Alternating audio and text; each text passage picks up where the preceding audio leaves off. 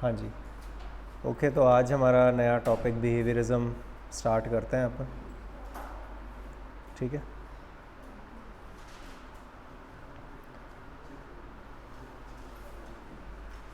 पूरे कोर्स में हमने अलग अलग स्कूल्स के बारे में पढ़ा।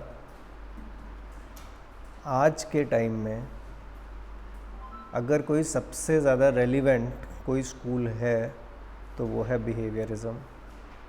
पूरी साइकोलॉजी की जर्नी को अगर सबसे ज़्यादा किसी स्कूल ने इन्फ्लुएंस किया है तो वो है बिहेवियरिज्म। और पूरी साइकोलॉजी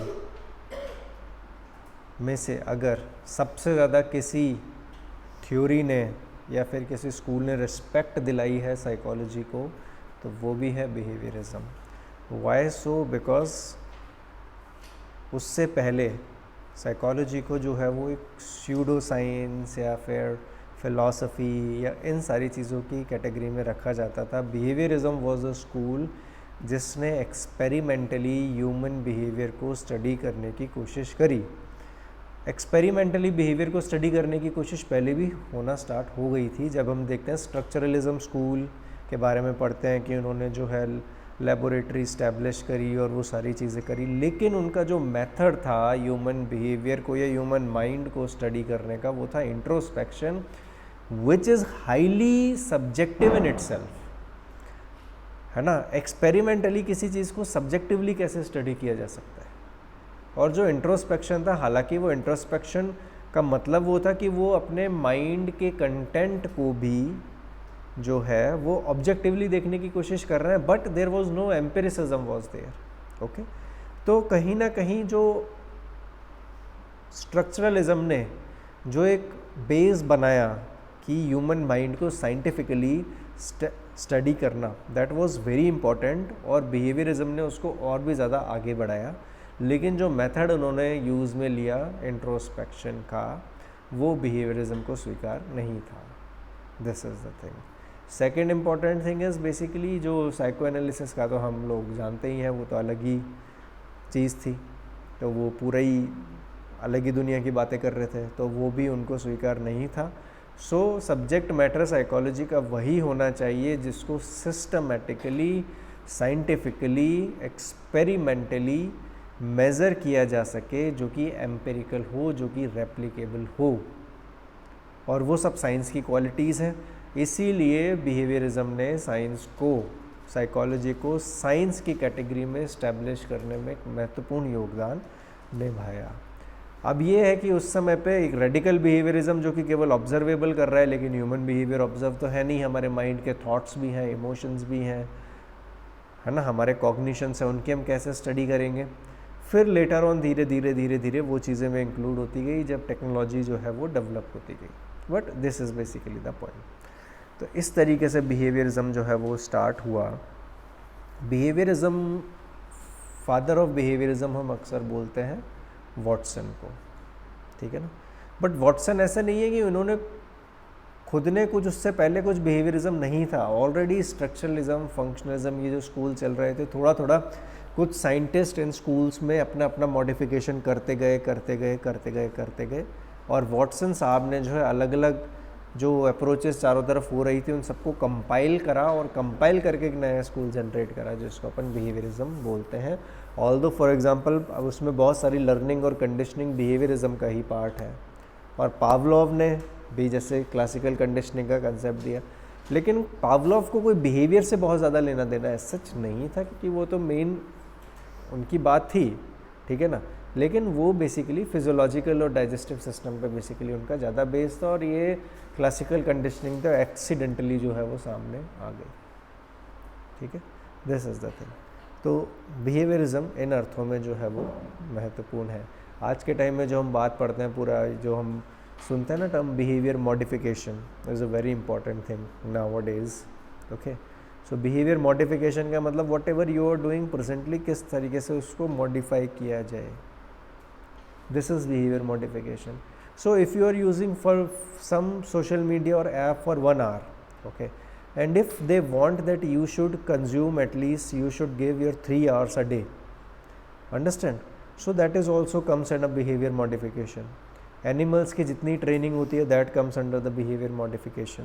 पूरी की पूरी कहीं ना कहीं जो मार्केटिंग इंडस्ट्री खड़ी हुई है that comes under the behaviour modification. Okay, और वो कहीं ना कहीं बहुत हद तक रीइंफोर्समेंट और पनिशमेंट के प्रिंसिपल्स पर काम करती है। Okay, this is the point.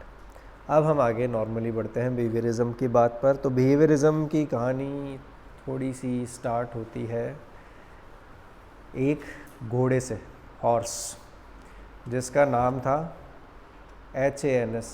अब इसको अपन, अगर ये जर्मन घोड़ा था, जर्मनी के हिसाब से हम इसको हैंस बोलें, इंडिया में होता तो हम इसको हंस बोलते हैं, तो हम भारतीय हैं तो हम चलो हंस ही बोलते हैं। हंस नाम का एक घोड़ा था जर्मनी में, जिसकी बहुत ज़्यादा ख्याति हुई, दूर दूर तक ख्याति, बहुत पॉपुलैरिटी 1900 के टाइम में, बेसिकली 20वीं शताब्दी के शुरुआत में, यानी कि 1910 या इस टाइम पीरियड में जो है वो हुआ। तो बहुत सारे उसके जो है अमेरिका में, पूरे यूरोप में वो पॉपुलर हुआ, बहुत सारे उसके ऊपर लेख लिखे गए न्यूज़ मैगज़ीन्स में, न्यूज़पेपर्स में, उस घोड़े के ऊपर, हंस नाम का जो घोड़ा था उसके ऊपर। उसके जगह जगह शो होते थे, जैसे आज से पहले होते थे ना PC सरकार के, और इसके अलग अलग शो होते थे, तो लोग उसको देखने जाते थे। आजकल जो पहले जादूगर चलते थे, आजकल थोड़े अलग वो चलने लग गए हैं। आजकल बड़ी बड़ी फिल्मों के शो होते हैं, लोग देखने जाते हैं, या फिर आजकल स्टैंड अप कॉमेडियंस के शो होते हैं, लोग उनको देखने जाते हैं, है ना। तो इसी तरीके से उसके भी जगह जगह पर शो होते थे और लोग उसको देखने आते थे दूर दूर से। ऐसा क्या था भाई उस घोड़े में?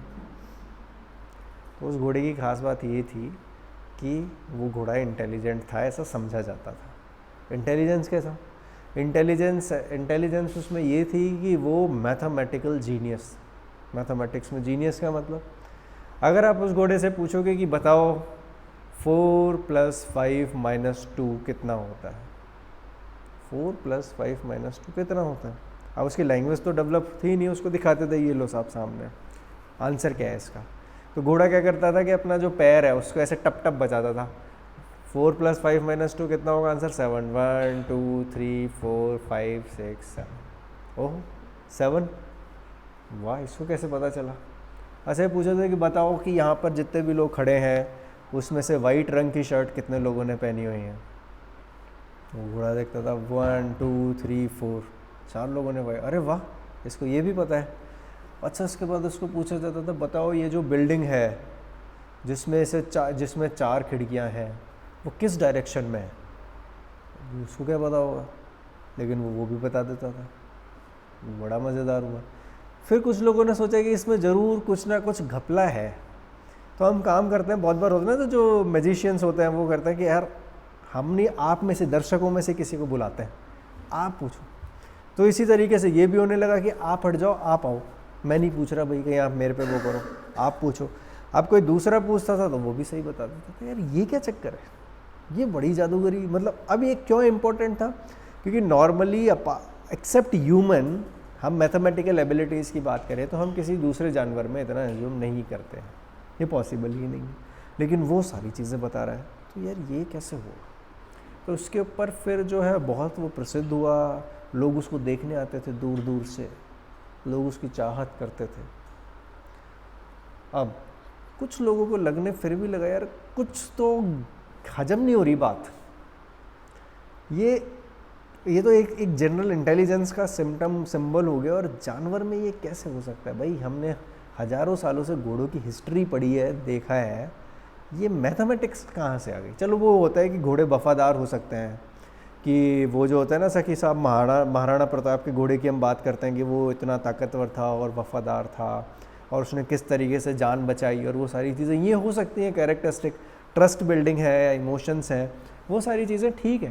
बट लॉजिक जो जिसके लिए इंटेलेक्ट की आवश्यकता होती है, और मैथमेटिक्स जो कि अपने आप में एब्स्ट्रैक्ट चीज़ है, मैथमेटिक्स तो एब्स्ट्रैक्ट चीज़ है, वो कैसे हो रही है? तो लोगों ने, कुछ लोग ऐसे थे जिन्होंने कुछ ऐसा अपनी इंक्वायरी करने की कोशिश करी, क्या है पहले इंक्वायरी, उसमें कोई बहुत ज़्यादा रिजल्ट नहीं है, लगा नहीं यार इसमें कोई घपला नहीं है, एकदम सही है सब। फिर भी कुछ लोग थे जो होता है ना अल्ट्रा स्केप्टिक, कि यार कुछ तो है, हम पकड़ नहीं पा रहे क्या है वो। तो एक प्रोफेसर साहब थे, उन्होंने ये जो घोड़े के मालिक थे, ये भी मैथमेटिक्स के प्रोफेसर थे अपने आप में। लेकिन एक दूसरे साहब थे, उन्होंने अपने अंडर ग्रेजुएट स्टूडेंट को ये बोला कि यार तुम करो इसकी इन्वेस्टिगेशन।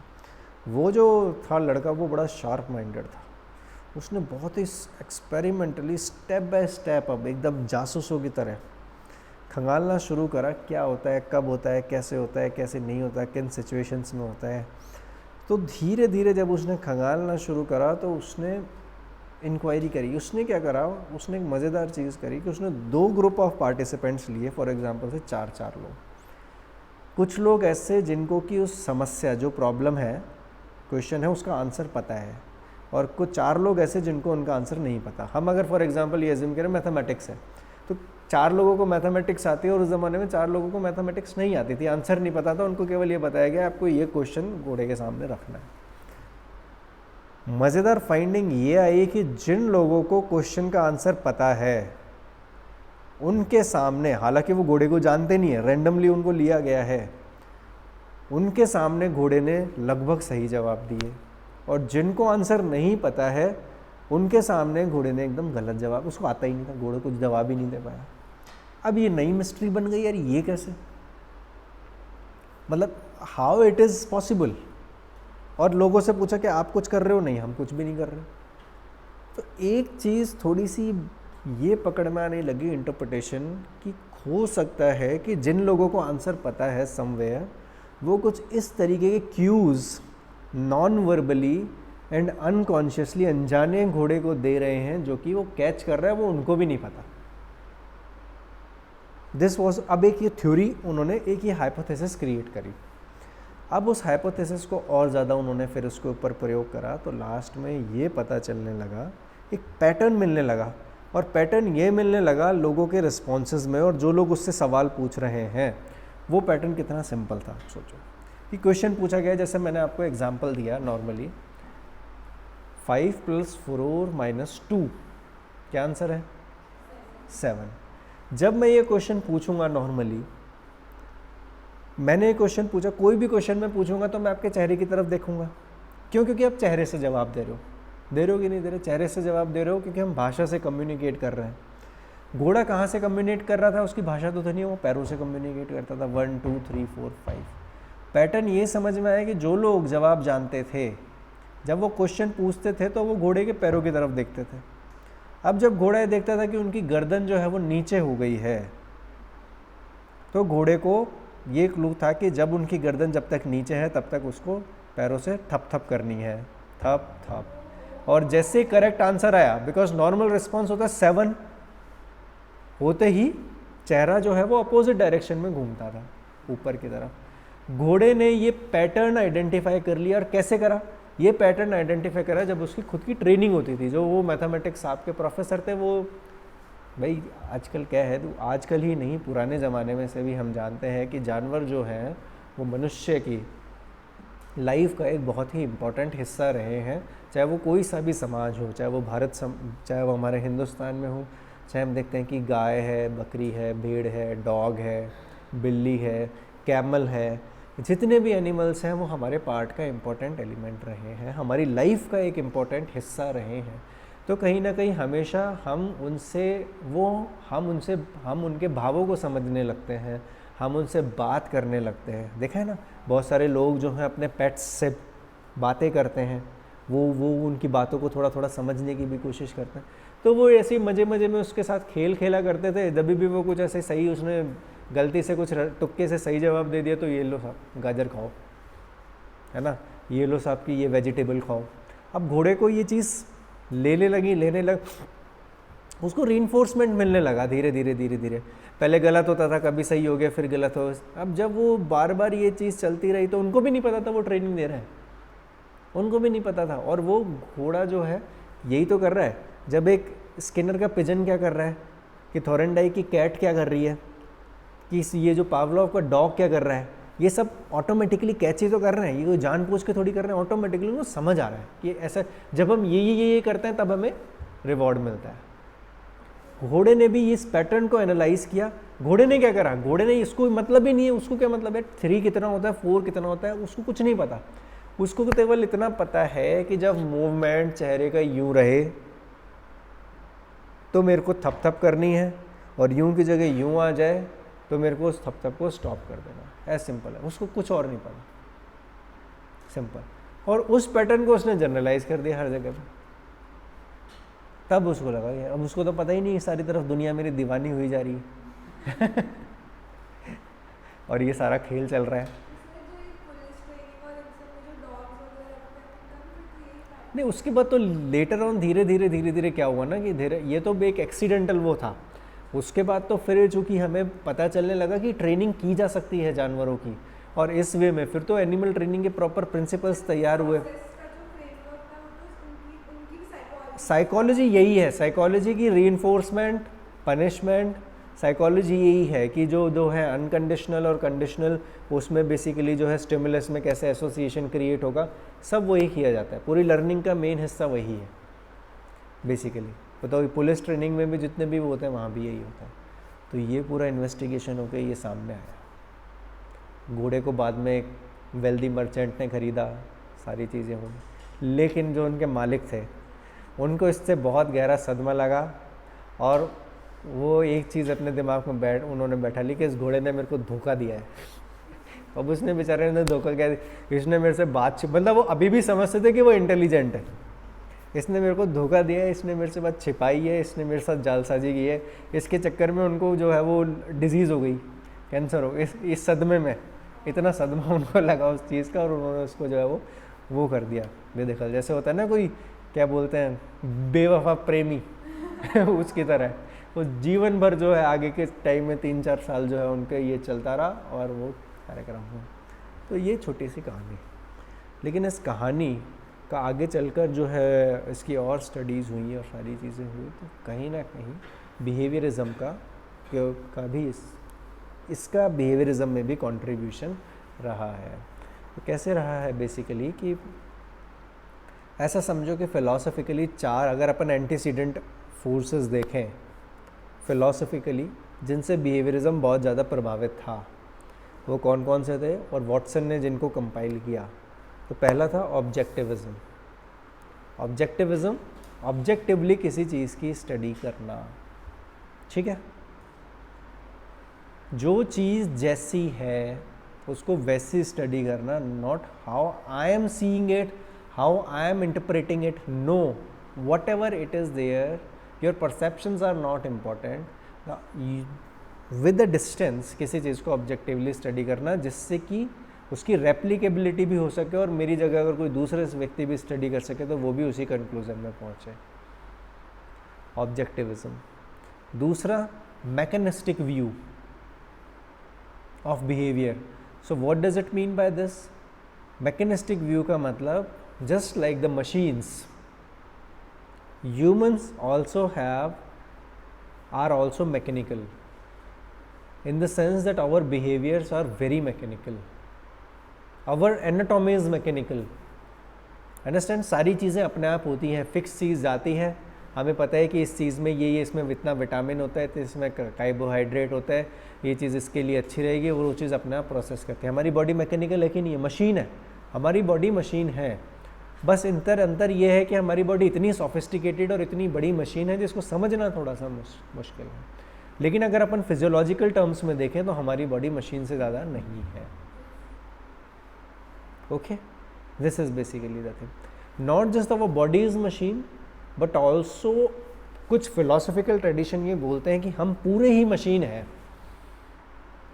तो जो मैकेनिस्टिक व्यू है, हमारा बिहेवियर भी मैकेनिकल है। What does it mean behaviour mechanical है? कि ये स्टिमुलस, बाहर ये स्टिमुलस होगा तो ये रिस्पॉन्स आएगा, तय है, फिक्स है, वो अदरवाइज नहीं चल सकता। मैकेनिकल, पंखा गोल गोल ही घूमेगा, अंडरस्टैंड, कि वो क्लॉकवाइज है, एंटी क्लॉकवाइज, जो भी उसका डायरेक्शन है उसी में घूमेगा। वैसा नहीं हो सकता पंखा सोचे आज तो मैं जो है वो हिप हॉप की तरह करता हूँ, आज मैं गोल गोल वो घूमर नहीं करूँगा, आज तो मैं हिप हॉप करूँगा। No, it's not possible, understand? उसके पास क्यों? क्योंकि वो मैकेनिकल, उसके पास वो चीज़ नहीं है। इन अ वेरी सेम वे हमारा बिहेवियर भी मैकेनिकल है, वो डिपेंड करता है बाहर के स्टिमुलसेस पे। ऐसा कुछ फिलोसॉफिकल ट्रेडिशंस मानते हुए आए हैं, and behaviourism was influenced by that.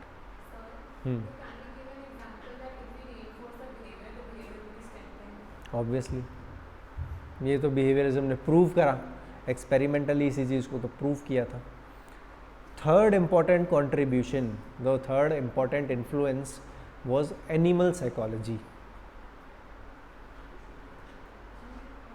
Animal psychology, और ये बड़ी मज़ेदार बात है कि जितना पुराना ह्यूमन साइकोलॉजी है ना, सच बात ये है कि एनिमल साइकोलॉजी भी उतनी पुरानी अगर अपन वैसे देखें.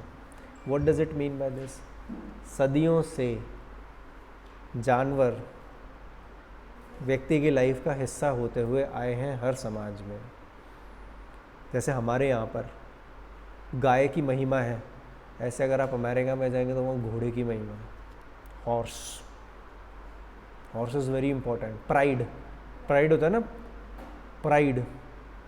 क्यों? क्योंकि पुराने टाइम में ट्रैवल के लिए, युद्ध में या फिर इधर से उधर जाने के लिए घोड़े का यूज़ होता था. शिकार पे जाने के लिए, ये करने के लिए, वो सारा के सारा घोड़े को डोमेस्टिकेट किया जा सकता था. इसी तरीके से हमारे यहाँ तो बोलते भी, अभी तो थोड़ा वो हो गया चेंज. ये तो पुराने ज़माने में जो है, और आज से 30-40 साल पहले भी, अगर आप गाँवों में अगर किसी को किसी की शादी करनी है, जी लड़का क्या कर रहा है, नहीं लड़का भी कुछ नहीं करता, कोई नौकरी वोकरी तो नहीं है. तो जैसे ट्रेडिशनल बोलते हैं, अच्छा घर में कितनी गायें हैं, 5 गायें हैं, इसका मतलब है भाई समृद्ध परिवार है. और on the basis of this रिश्ते जुड़ते थे, फैमिलियाँ होती थी. सो दैट वाज वो कैपिटल थी और यूटिलिटी भी थी. जितने भी जानवर साथ में हैं, चाहे वो, अब आज के टाइम में ज़रूरत नहीं पड़ती. आज के टाइम में लोग जो है वो डॉग और कैट क्यों पालते हैं कि कुछ एंटरटेनमेंट का साधन हो जाएगा एक्स्ट्रा, कि यार बोर बहुत होते हैं, कि डिप्रेशन है, जिससे वो होता है ना अपने विदेशों में कि यार लाइट नहीं आती, सर्दियाँ पड़ती हैं, और जो है वो डिप्रेशन. तो कम से कम एक जानवर तो है ना जो हमें अनकंडीशनली प्यार कर सके. आदमी तो बड़ा वो हो गया है, उसको तो कंडीशन चाहिए ऐसे वैसे. तो animal is there for example, right. But सदियों से जो है इट वॉज एनिमल के साथ ह्यूमन रहा है, तो उसके व्यवहार को भी उसने समझने की कोशिश करी है. अगर आप ये कुछ इस तरीके का वो है, ऐसा बोलते हैं कि जब सुनामी आई थी 2000 में, जिसने कई लाखों लोगों को मारा अपने इंडियन ओशियन में, तो वहाँ पर उस समय पे वहाँ पर जो एनिमल्स थे, जैसे हाथी वहाँ पर अगर रहते थे तो उनके बिहेवियर में चेंज हो गया. बर्ड्स हैं वहाँ के स्पेसिफिक, उनके बिहेवियर में चेंज हो गया. तो जो लोग उनके एकदम नियरेस्ट जो उनको समझते थे, उन्होंने सेफ गार्ड्स यूज़ लिए, और वो लोग अपनी जान भी बचा पाए समय रहते. What does it mean? आज के टाइम में जैसे मेट्रोलॉजिकल डिपार्टमेंट फोरकास्टिंग करता है ना, साहब इतने 2 दिन बाद तूफान आने की संभावना है, इतनी गति होगी, तो आप पहले से ही जो है वो अपना वो कर लो. तो कहीं ना कहीं कुछ सेंसेस से, हम उस चीज़ के ऊपर डिस्कस नहीं कर रहे सेंसेस क्या है. द पॉइंट इज़ कि बिहेवियर चेंज होने लग जाता था. अभी भी कुछ जानवर होते हैं जो अपने मालिक के हाथ से ही खाएंगे, दूसरा कोई खिलाएगा तो नहीं खाएंगे. Understand this.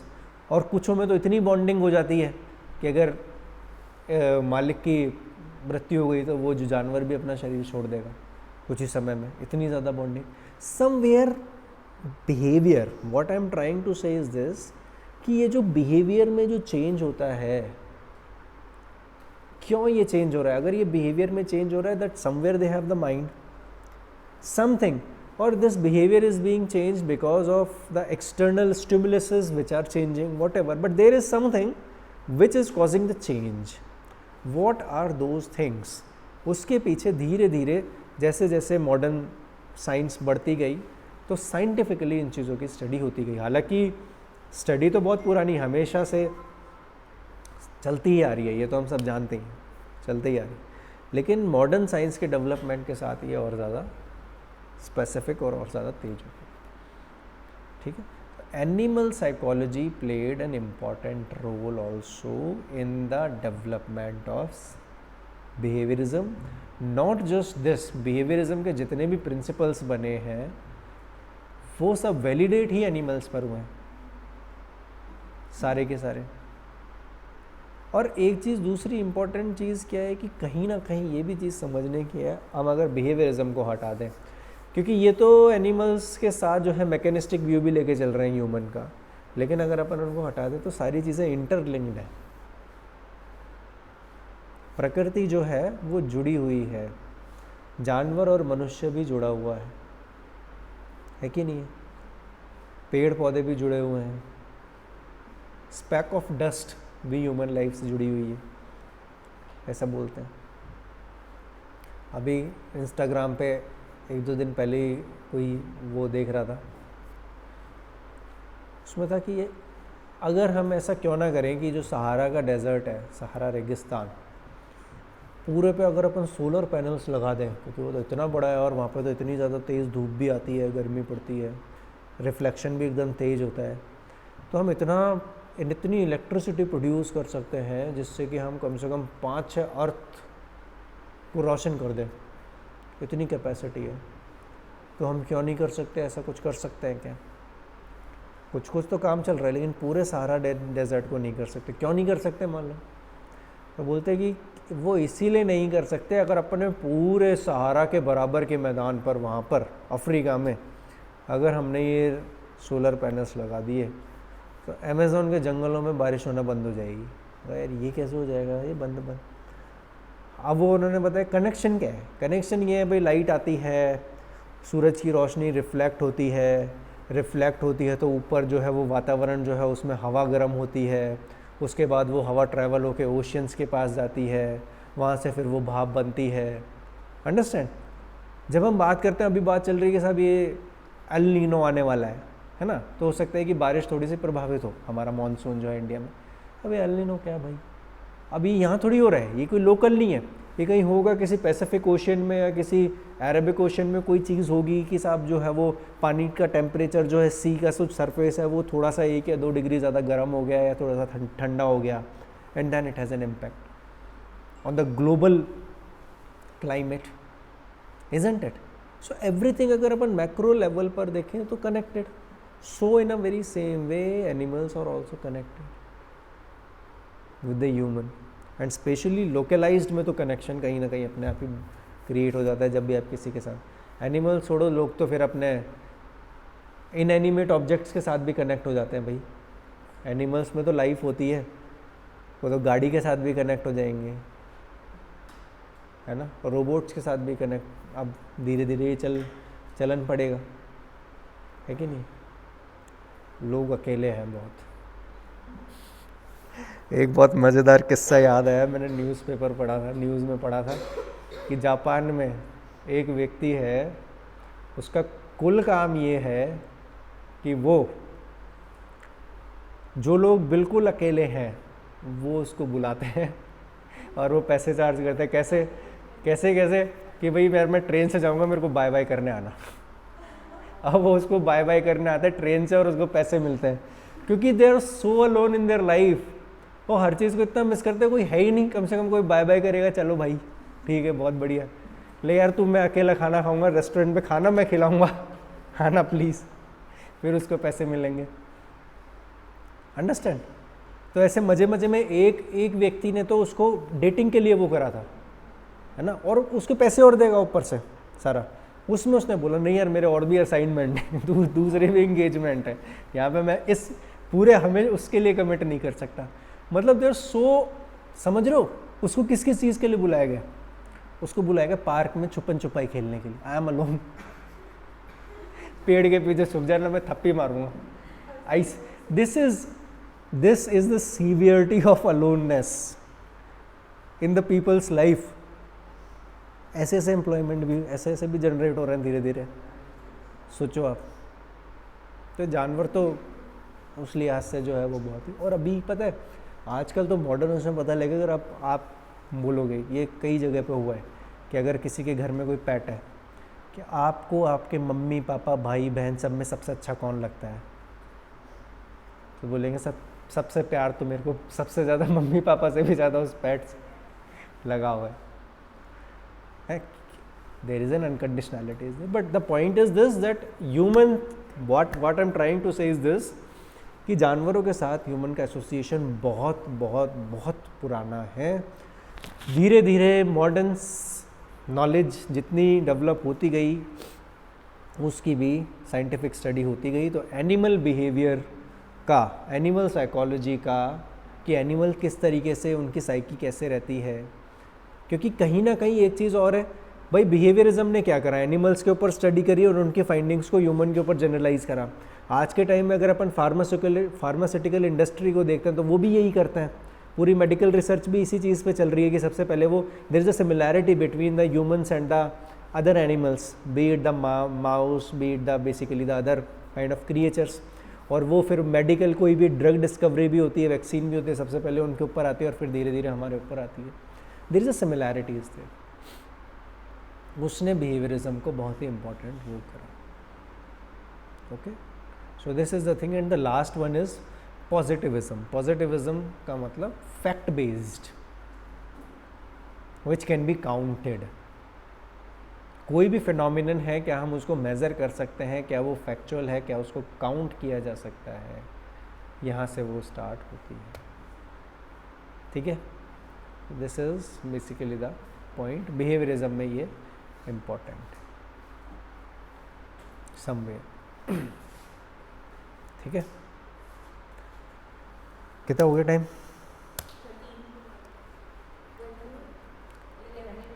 20